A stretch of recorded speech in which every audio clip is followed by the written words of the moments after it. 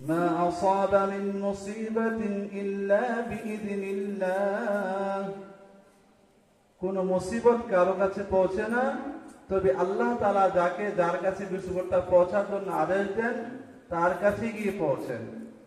কোন মুসিবত কারো কাছে আসে না, তবে আল্লাহ তাআলা যার কাছে আসার অনুমতি দেন তার কাছেই বিপদটা আসে। এই বিপদ সুস্থতা অসুস্থতা দুটোই নিয়ামত। সুস্থতা যে নিয়ামত, আল্লাহ রাসূল সাল্লাল্লাহু আলাইহি ওয়াসাল্লাম বলেন সুস্থতাও নিয়ামত। এ সম্পর্কে আল্লাহ রাসূল বলেন قال النبي صلى الله عليه وسلم نعمتان مغبون فيهما كثير من الناس الصحة والفراغ আল্লাহ রাসূল বলেন দুইটি নিয়ামত এমন রয়েছে যে দুইটি নিয়ামতের ব্যাপারে অধিকাংশ মানুষ ধোঁকার মধ্যে রয়েছে। একটা হচ্ছে সুস্থতা। এই হাদিস থেকে পাওয়া যায় সুস্থতা আল্লাহ তাআলার পক্ষ থেকে বড় নিয়ামত। আল্লাহ তাআলার পক্ষ থেকে সবচেয়ে বড় সাধারণ রিজিক হচ্ছে টাকা পয়সা, খাবার দাবার পাওয়া, এবং আল্লাহ তাআলার পক্ষ থেকে শারীরিক সুস্থতা আল্লাহ তাআলার পক্ষ থেকে বড় নিয়ামত। আল্লাহ রাসূল বলেন ইবতানিম খামসান ক্বাবলা খামসিন সিহহাতাকা ক্বাবলা সাকামি, তোমরা অসুস্থতা আসার আগে সুস্থতাকে নিয়ামত মনে করো, গনিমত মনে করো। বোঝা যায় যে অসুস্থতাটা আল্লাহ তাআলার পক্ষ থেকে নিয়ামত। এটা নিয়ামতের শুকর আদায় করতে হবে। নিয়ামতের শুকর আদায় করা যায় দুই ভাবে। ন্যূনতম শুকর আদায় হচ্ছে মুখে এক কথা বলা আলহামদুলিল্লাহ, যে আল্লাহ তোমার সব শুকর, তোমার প্রশংসা, সকল প্রশংসা আপনার জন্য, আপনি যে আমাকে সুস্থ রেখেছেন। আর চূড়ান্ত শুকর আদায় হচ্ছে আল্লাহ আমাকে সুস্থ রেখেছেন, এই সুস্থতার কদর করে এই সুস্থতা নামক নিয়ামতটাকে আল্লাহর কাজে লাগান। আমি সুস্থ, আমার সুস্থতা আছি, সুস্থ অবস্থায় যে যে আমলগুলো করা যায় সে আমলগুলো আমি করে নেব। অসুস্থতা আসার আগে আমি যদি সুস্থতাকে কদর না করি, অসুস্থ হয়ে গেলে আফসোস করলে কোনো লাভ হবে না। এজন্য সুস্থতা আল্লাহ তাআলার পক্ষ থেকে বড় নিয়ামত। যারা অসুস্থ তারা বোঝে সুস্থতা কত বড় নিয়ামত। কারণ যার দুইটা পা নাই সে বুঝে যে পায়ের কত মূল্য, যার দুইটি চক্ষু নেই তারা বোঝে চোখের কত মূল্য, যার দুইটা হাত নেই তারা বোঝে হাত কত দামি, যাদের দুইটা চক্ষু নাই তারা বুঝতে পারে যে চোখ কত বড় দামি জিনিস, যাদের মেধা শক্তি সুস্থ না, পাগল হয়ে গেছে, তারা বুঝতে পারে যে মেধা সুস্থ থাকাটা কত বড় নিয়ামত।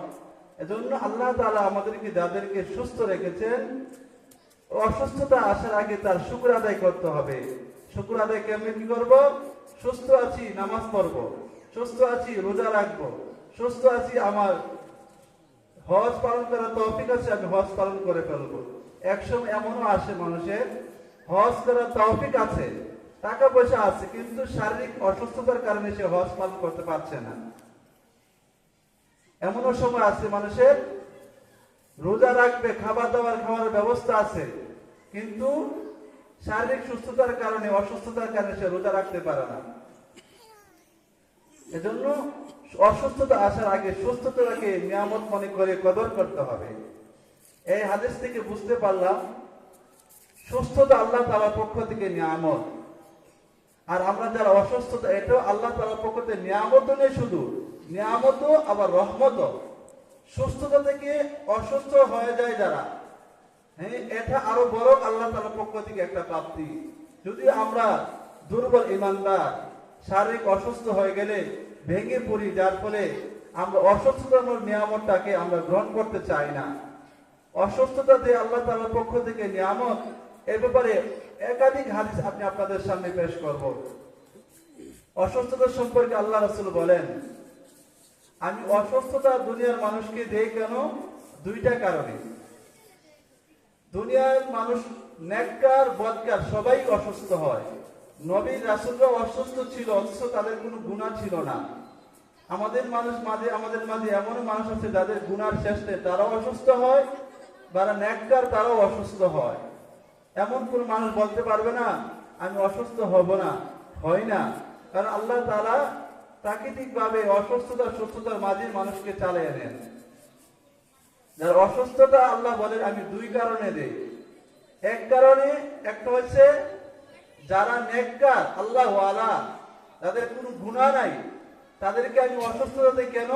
তাদের মর্যাদা বৃদ্ধির জন্য, তাদের মর্যাদা, তাদের দারাজাত বুলন্দ করার জন্য আমি অসুস্থতা দিয়ে পরীক্ষা করি যে অসুস্থতার পরে সে আমাকে ভুলে যায় নাকি স্মরণ রাখে, নাকি আমার যে কথা বলেছি, যে আমল দিয়েছি তার উপর অটল স্থির থাকে, নাকি অসুস্থতা পরে আমাকে ভুলে যায়। এই পরীক্ষা করার জন্য আল্লাহ তাআলা অসুস্থতা দিয়ে থাকেন। যার ফলে দেখা যায় আমাদের রাসূল অসুস্থ ছিলেন, হযরত আইয়ুব আলাইহিস সালাতু ওয়াস সালামও দীর্ঘ বছর অসুস্থ ছিলেন। অসুস্থতাটা কেন দেন? আল্লাহ তাআলা যারা নেককার আল্লাহ ওয়ালা তাদের অসুস্থতা দেন তাদেরকে মর্যাদা বৃদ্ধি করার জন্য। আর যারা বদকার, আল্লাহ রাসূল বলেন আর বদকারদেরকে আল্লাহ তাআলা অসুস্থ দেন তাদের গুনাহ মাফ করার জন্য। এই সম্পর্কে আল্লাহ রাসূল সাল্লাল্লাহু আলাইহি ওয়াসাল্লাম বলেছেন যে মা মিন মুসিবাতিন তুসিবুল মুসলিম ইল্লা কাফফারাল্লাহু আনহু হাত্তা শাওকাতি ইয়াশাকুহা। আল্লাহ রাসূল বলেন কোন মুসলমানের যদি কোনো বিপদ আসে, কোন মুসলমানের কাছে যদি কোনো বিপদ পৌঁছে, আল্লাহ রাসূল বলেন আল্লাহ তাআলা এর বিনিময়ে তার গুনাহ মাফ করে দেন। এমনকি কোন মুমিনের পায়ে যদি একটা কাঁটা বিঁধে, কাঁটা বিঁধার বিনিময়ে আল্লাহ তার গুনাহ মাফ করে। তাহলে অসুস্থতাও আল্লাহর পক্ষ থেকে নিয়ামত। কেন? অসুস্থ হইলে গুনাহ মাফ করে। কারণ অসুস্থ আল্লাহ দেয় কেন? অসুস্থতা দেয় যারা গুনাহগার বান্দাদেরকে অসুস্থতা দেন, গুনাহ মাফ পাওয়ার একটা মাত্র মাধ্যম হচ্ছে তওবা। তওবা করে আল্লাহ কি করেন? গুনাহ মাফ করে দেন। অনেক যারা বান্দারা আছে যারা আল্লাহ থেকে দূরে গুনাহ করতে করতে ভিতরটাকে কি করে ফেলেছে? কালো করে ফেলেছে, কিন্তু কি করে না? তওবা করে না। আল্লাহ বলেন অসুস্থতা দিয়ে তওবার মাধ্যমে যেহেতু সে তার গুনাহ মাফ করাইতেছে না, আল্লাহ বলেন আমি তাকে মহব্বত করি, কিন্তু সে যেহেতু গুনাহ মাফ করাইতেছে না করলে সে জাহান্নামে যাবে, আমি তাকে রূপ দিয়ে আমার দিকে তার গুনাহ মাফ করার ব্যবস্থা করে দিচ্ছি। এজন্য আল্লাহ রাসূল বলেন মা মিন মুসিবাতিন তুসিবুল মুসলিম ইল্লা কাফফারাল্লাহু আনহু হাত্তা শাওকাতি ইয়াশাকুহা। কোন মুসলমানের কাছে যদি কোনো বিপদ আপদ রোগ বিধি বালা মুসিবত পৌঁছে, আল্লাহ বলেন এর বিনিময়ে আমি তার গুনাহ মাফ করে দেই। এমনকি একটা ছোট থেকে ছোট একটা ব্যথাও যদি তার শরীরে বিধে, অর্থাৎ একটা কাঁটাও যদি তার শরীরে বিধে, আল্লাহ বলে সে যে একটা ব্যথা অনুভব করে এর বিনিময়ে আমি তার গুনাহ মাফ করে দেই। এ সম্পর্কে আল্লাহ রাসূল আরো বলেন যে ইজা মারিদাল আবদু আও সাফারা কুতিবা লাহু মিসলু মা কানা ইয়ামালু মুকিমান সহিহান। আমরা যারা সুস্থ অবস্থায় নামাজ ইবাদত বন্দেগী করতেছিলাম, কিন্তু হঠাৎ অসুস্থ হয়ে গিয়েছি, এখন আমরা কি করতে পারছি না? নামাজ পড়তে পারছি না। আল্লাহ রাসূল বলেন যারা ধারাবাহিকভাবে ইবাদত করতেছিল কিন্তু অসুস্থতার কারণে আর ইবাদতটা করতে পারছে না, অথবা কোথাও সফর চলে গেছে, যেমন টিগর থেকে ঢাকা যাবে, ঢাকা যাইতে তার কিছুটা হলে ক্লান্ত অনুভব হবে।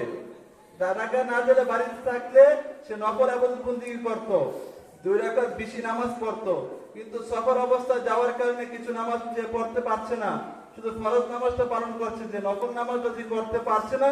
আল্লাহ রাসূল বলেন সফরের বিনিময়ে বাড়িতে থাকা অবস্থায় যে নফল ইবাদত বন্দেগী করত, সফর অবস্থা করতে না পারার কারণে আমি তার আমলনামায় এর সওয়াব আমি তার আমলনামায় দিয়ে দেই। আল্লাহ রাসূল বলেন অসুস্থতার কারণে, সুস্থ অবস্থায় এক ব্যক্তি ইবাদত বন্দেগী করতেছিল, কিন্তু অসুস্থতা হওয়ার কারণে সে আর ইবাদত বন্দেগী করতে পারছে না। আল্লাহ রাসূল বলেন অসুস্থ অবস্থা যার যে ইবাদত বন্দেগী তার ছুটে যাচ্ছে, যে সুস্থ অবস্থায় যে ইবাদত বন্দেগী করতেছিল এই সেও সমপরিমাণ সওয়াব তার আমলনামায় আমি পৌঁছে দেই। এই হাদিস থেকে বোঝা যায় অসুস্থতাও আল্লাহ তাআলার পক্ষ থেকে নিয়ামত। আল্লাহ রাসূল সাল্লাল্লাহু আলাইহি সাল্লাম অন্য এক হাদিসে বলেন যে যারা অসুস্থ আল্লাহ তাআলা হাসরের ময়দানে তাদেরকে এত এত পরিমাণ নিয়ামত দিবেন, এত বড় বড় নিয়ামত দিবেন। আমরা যারা দুনিয়াতে সুস্থ তাদের নিয়ামত হাসরের ময়দানে তাদের এই বড় বড় বিশাল পুরস্কার দেখে আফসোস করে আমরা বলবো, হায় আল্লাহ, দুনিয়াতে আমি যদি কিছু সময় অসুস্থ থাকতাম আর এই অসুস্থতার বিনিময়ে আজকে আমি বড় বড় প্রতিদান পাইতাম। এ সম্পর্কে আল্লাহ রাসূল বলেন, ইউআদ্দু আহলুল আফিয়াতি ইয়াউমাল কিয়ামাতি হিনা ইউতা আহলুল বালা'i আস-সাওয়াব লাউ আন্না জুলুদাহুম কানাত কুরিদাত ফিদ দুনিয়া বিল মাকারিদ। আল্লাহ রাসূল বলেন, হাসরের ময়দানে যারা দুনিয়াতে অসুস্থ থাকতো, কিয়ামতের কঠিন হাসরের ময়দানে তাদেরকে যে বড় বড় নিয়ামত দিবেন তা দেখে আমরা যারা দুনিয়াতে সুস্থ ছিলাম তারা আফসোস করে বলবো, হায় আল্লাহ, লাউ আন্না জুলুদাহুম কানাত কুরিদাত ফিদ দুনিয়া বিল মাকারিদ। আজ দুনিয়াতে যদি আমাদের করার দ্বারা যদি আমাদের চামড়াগুলো কাটা হইতো আর কিছু সময় অসুস্থ থাকতাম আর অসুস্থতার বিনিময়ে আজকে এত বড় বড় নিয়ামত পাইতাম, আফসোস করে বলবে। এই হাদিস থেকে বোঝা যায় অসুস্থতাও আল্লাহ তাআলার পক্ষ থেকে নিয়ামত।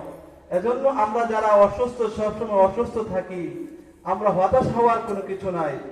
আল্লাহ তাআলা আমাদেরকে অসুস্থ হচ্ছে, আল্লাহ রাসূল বলেন যে যারা অসুস্থ হয় আর ধৈর্য ধারণ করে এটা তার জন্য কল্যাণকর।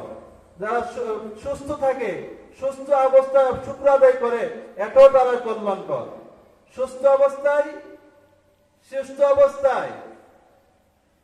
আল্লাহ তাআলা শুকর আদায় করলে এই সুস্থতার আল্লাহ তাআলা কি করবে না, হিসাব নিবে না। আর অসুস্থ অবস্থায় ধৈর্য ধারণ করলে এটা তার জন্য অনেক বড় ফজিলতের কাজ হবে। কেন? আল্লাহ রাসূল বলেন, যারা বিপদে আপদে ধৈর্য ধারণ করবে, ইন্নাল্লাহা ইউওয়াফাস সাবিরিনা আজরাহুম বিগাইরি হিসাব। যারা বিপদে আপদে সর্ব অবস্থায় বিপদের সম্মুখীন হয়ে ধৈর্য ধারণ করবে, আল্লাহ রাসূল বলেন, আমি তাদেরকে অগণিত প্রতিদান দেব। আল্লাহ তাআলা এমন কোনো আমল নাই যে আমলের ব্যাপারে বলেছেন যে আমি তাকে অগণিত সওয়াব নেক দেব। শুধু একটা ব্যাপারে কথা বলেছে, যারা বিপদে আপদে ধৈর্য ধারণ করবে আমি তাদেরকে অগণিত প্রতিদান দান করব। বোঝা গেছে যে অসুস্থতাও আল্লাহ তাআলার পক্ষ থেকে নিয়ামত। আমরা যারা অসুস্থ, আমরা হতাশা হওয়ার কোনো কিছু কারণ নেই, আমরা ভেঙে পড়ার কোনো কারণ নেই। আমরা আল্লাহ তাআলা আমাদেরকে পছন্দ করেছেন বিধায় আমাদেরকে পরীক্ষা করতেছেন, আমাদেরকে পছন্দ করছেন বিধায় আল্লাহ আমাদেরকে পরীক্ষা করছেন। যারা দেখবেন আমরা সমাজের মধ্যে একটা কথা প্রচলন আছে, ভালো মানুষ বেশি দিন বাঁচে না। এটা আম সাধারণ সবাই একটা কথা বলে থাকে, ভালো মানুষ বেশি দিন বাঁচে না। কারণ ভালো মানুষের বিপদ আপদ বেশি আসে। কারণ ভালো মানুষ তো এমনি ভালা, তারে ভালো মানুষ বেশি পরীক্ষা নেই কেন? তার মর্যাদা বৃদ্ধি করার জন্য, সে যেন উচ্চ পর্যায়ে জান্নাত যেতে পারে। এজন্য তার বেশি বেশি পরীক্ষার সম্মুখীন করে। এই পরীক্ষা দিয়ে যেন সে আরো উন্নত পর্যায়ে জান্নাতে যেতে পারে, এজন্য ভালো মানুষকে বেশি বেশি পরীক্ষা করে। পরীক্ষার অনেকগুলো দিক আছে, পরীক্ষা করার অনেকগুলো অসুস্থতা দিয়ে পরীক্ষা। আল্লাহ রাসূল এই সম্পর্কে বলেন যে, একটা হাদিস আসতেছে, আল্লাহ রাসূল হাদিসে বলেন যে কোন পরিবার এমনও আছে, আমাদের সমাজের কোন পরিবার এমনও আছে, ঘরের গার্জেন বাবা অসুস্থ হতে না হতে স্ত্রী মা অসুস্থ হয়ে যায়, মা সুস্থ হতে না হতে ছেলে অসুস্থ না হতে হতে অর্থনৈতিক কোন সমস্যার সৃষ্টি হয়ে গেছে। অথবা শুধু এই পরিবারটা সবসময় হারিয়ে বিপদের মধ্যে থাকে। অনেক সমাজের মধ্যে এমন পরিবার আছে, মানে তাদের বিপদ কাটতেই চায় না, সবসময় বিপদ লেগেই থাকে, আপদ বিপদ লেগেই থাকে, সমস্যা লেগেই থাকে। আল্লাহ রাসূল বলেন, এদের ব্যাপারে আল্লাহ রাসূল বলেন, মা ইয়াজালুল বালা বিল মুমিনি ওয়াল মুমিনাতি ফি নাফসিহি ওয়া ওয়ালাদিহি ওয়া মালিহি হাত্তা ইয়ালকাল্লাহা ওয়া মা আলাইহি খাতিয়া। যে আল্লাহ রাসূল বলেন, যে মুমিন মুসলমান পুরুষ মহিলা যে সবসময় রোগান্বিত হয়ে থাকে, বিপদে থাকে, সে বিপদে, অথবা তার ছেলে সন্তান বিপদে আছে, অথবা তার অর্থনৈতিক কোনো সমস্যায় পড়ে আছে, মানে সর্বদাই পরিবারটা শুধু শুধু বিপদের মধ্যে থাকে, আল্লাহ রাসূল বলেন এই বিপদের কারণে আল্লাহ তার সমস্ত গুনাহ মাফ করে দেয়, হাত্তা ইয়ালকাল্লাহু ওয়া মা আলাইহি হাতিয়া। সে এমন অবস্থায় আল্লাহর কাছে সাক্ষাৎ করে, এমন অবস্থায় মৃত্যুবরণ করে যে অবস্থায় তার আমলনামায় কোনো গুনাহ থাকে না। বোঝা যায় অসুস্থতাটা আল্লাহ তাআলার পক্ষ থেকে নিয়ামত। আমরা যারা অসুস্থ আছি, হাড়ের রোগী, প্রেসারের রোগী, অ্যাজমা, শ্বাসকষ্ট রোগী, আর কত কত ধরনের রোগ আল্লাহ পৃথিবীতে দিয়েছেন। মানে রোগ একজন রোগের আগের যুগের ডাক্তার ছিল, এক ডাক্তারে সমস্ত রোগের চিকিৎসা করত। আর এর যুগে